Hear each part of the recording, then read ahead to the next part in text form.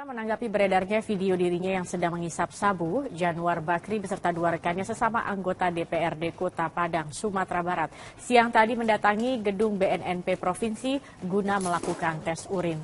Dengan diantar Wirya Vansuri, Ketua DPC Partai Demokrat Padang Pariaman, Januar Bakri, Basri, dan Pepper Foril, anggota DPRD Padang Pariaman dari fraksi Partai Demokrat, mendatangi kantor Badan Narkotika Nasional Provinsi Sumatera Barat untuk menjalani tes urin.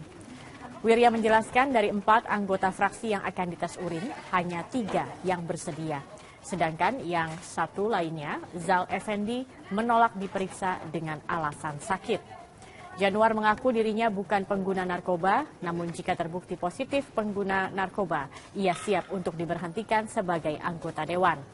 Untuk hasil tes urin kali ini, 2 anggota fraksi Partai Demokrat dinyatakan negatif menggunakan narkoba.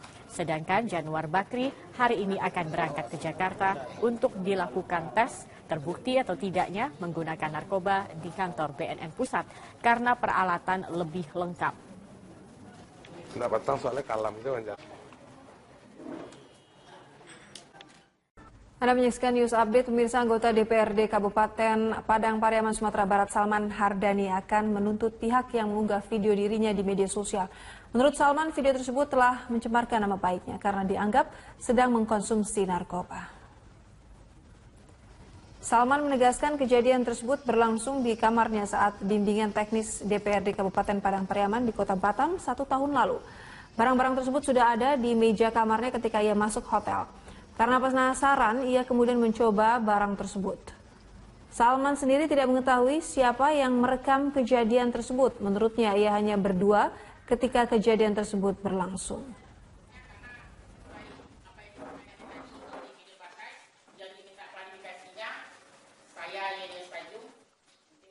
Kemudian setelah mandi saya duduk dan saya melihat ada seperti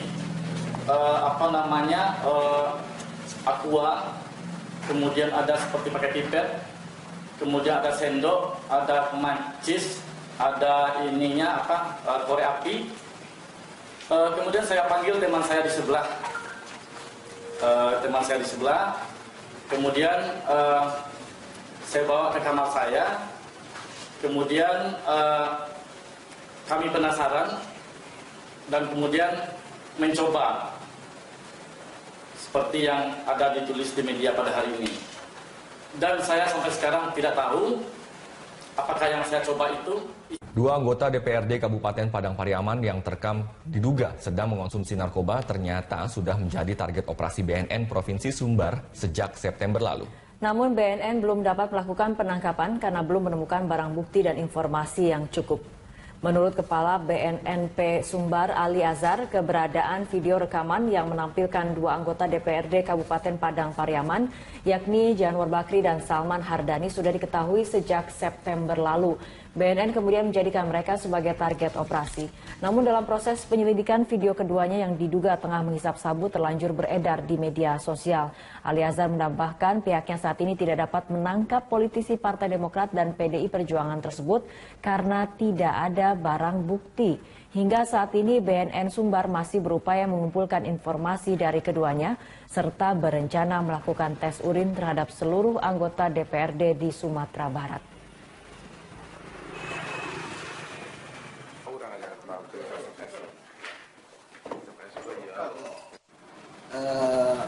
Video tersebut setelah kita lakukan penelitian lagi, sudah pengamatan lagi, video tersebut dibuat sekitar 1 tahun yang lalu.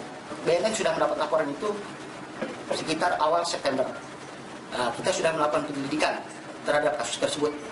Ya, cuma kita tidak bisa melakukan penangkapan terhadap kedua oknum tersebut karena tidak ada barang bukti yang ada padanya atau kita melakukan suatu operasi tangkap tangan. Kita mau penyelidikan. Dalam penyelidikan sedang berjalan, sudah beredar video tersebut. Pihak kepolisian menyatakan tidak dapat menjadikan video sebagai barang bukti anggota DPRD memakai narkoba. Seseorang baru dapat dikatakan memakai narkoba jika tertangkap tangan bersama barang bukti. Untuk menyelidiki kasus video anggota DPRD Pariaman yang diduga mengonsumsi narkoba, kepolisian mengumpulkan keterangan dari lokasi perekam dan pengunggah video. Hingga saat ini belum bisa dipastikan bahwa barang yang dihisap kedua anggota DPRD itu narkoba atau bukan. Tim khusus gabungan Polda dan BNNP sendiri akan segera memeriksa kedua anggota DPRD tersebut dan memintai keterangan pimpinan DPRD Padang Pariaman. Ya kan? Tidak sebenarnya untuk yang selanjutnya, Pak. Tapi untuk yang di video itu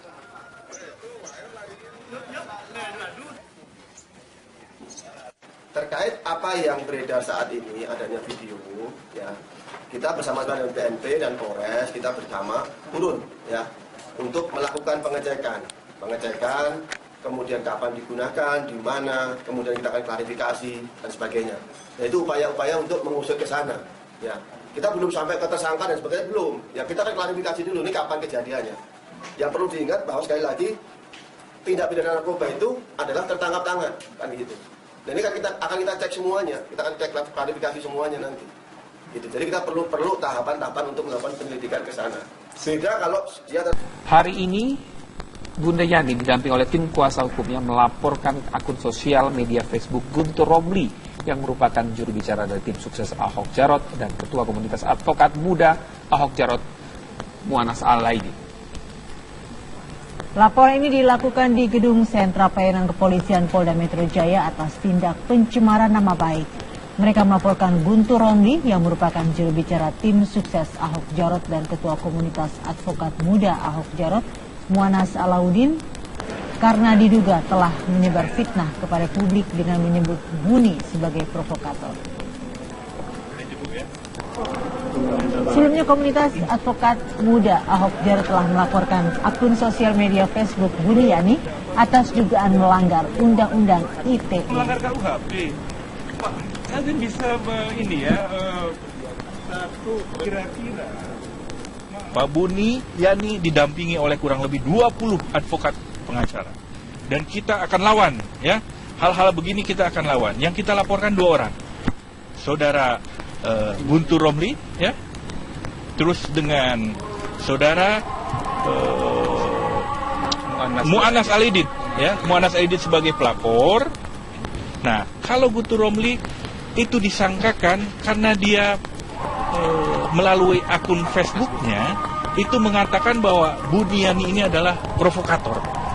Nah, sementara itu, kepolisian memastikan akan menindaklanjuti semua laporan dugaan penistaan agama yang dilakukan oleh bakal calon gubernur petahana. Seluruh laporan yang masuk akan ditangani oleh Bareskrim Mabes Polri. 3 laporan yang diterima oleh SPKT Polda Metro Jaya akan ditangani Bareskrim Mabes Polri bersamaan dengan 4 laporan dugaan penistaan agama yang dilaporkan pihak lainnya.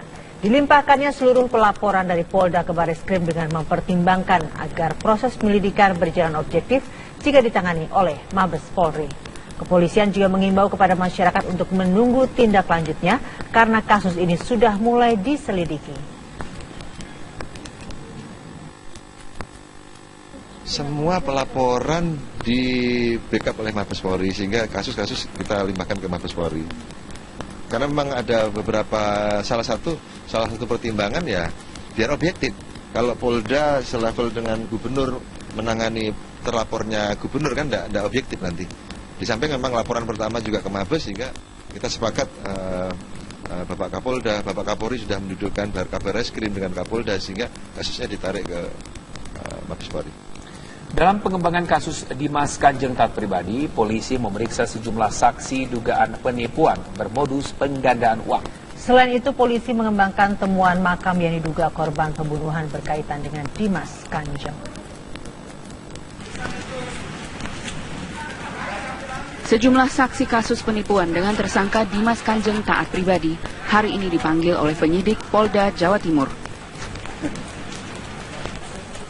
Dodi Wahyudi, orang kepercayaan Taat Pribadi yang diperintah untuk membawa uangnya senilai 1 triliun rupiah, juga ikut dipanggil oleh penyidik.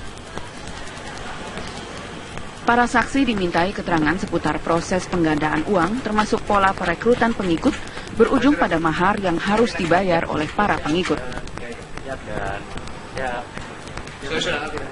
Sementara itu di Probolinggo ditemukan 2 makam pengikut Dimas Kanjeng asal Magetan, Jawa Timur dan Kalimantan yang meninggal dunia pada tahun 2013 dan tahun ini. Itu kita sudah temukan untuk makamnya, namun sementara sekarang kita lagi mengumpulkan untuk ada 2 orang ya, laki dan wanita. Untuk asalnya kita sementara lagi mengumpulkan paket bahan keterangan. Untuk posisi sendiri kita udah ketahui apakah memang ini meninggal wajar ataukah tidak. Kalau tidak wajar, kita laksanakan kegiatan penyidikan.